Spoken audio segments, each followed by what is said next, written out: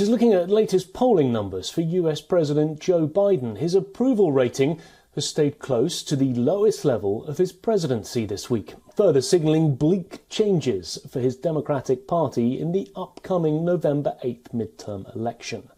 The two-day national poll, carried out by Reuters, found that 40% of Americans approve of Biden's performance, while 55% of Americans do not approve of Joe Biden's job performance.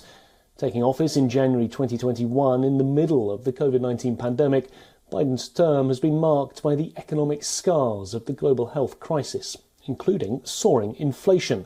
And the latest poll signals how about a third of Americans, including 1 in 5 Democrats and 2 in 5 Republicans, see the economy as the most important problem currently facing the country.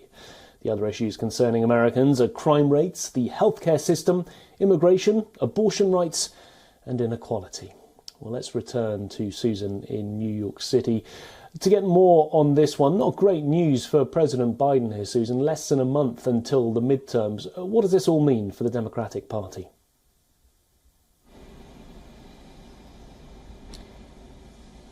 Definitely not good news. I mean, the Democratic Party, or the party in power, I guess, in general, around the midterms really are the underdogs. But these kind of numbers really signal that President Biden is in trouble himself.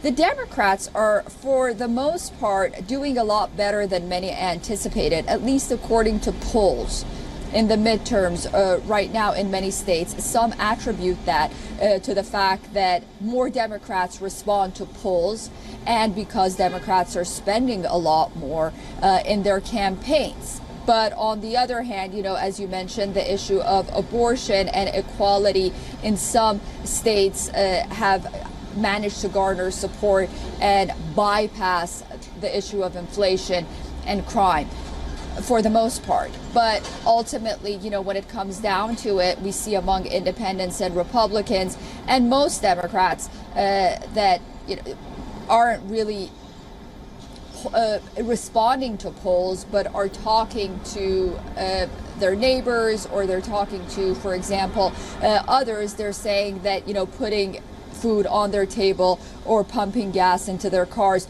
those are issues that they're going to be focusing on the most. So we'll have to wait and see ultimately, you know, whether or not these numbers will really translate into people's votes at the ballot box, or, you know, they're not going to have an effect. But it's pretty likely that the Democrats are going to be in trouble, and President Biden will have to take a hard look at the way that he's been managing the situation right now. And a lot of it, many believe, has to do with the fact that he wasn't able to bring the country together. You know, he really was supposed to unite the country where he's been dividing it. And I think there is a sense of exhaustion regarding that. And we see that in polling as well.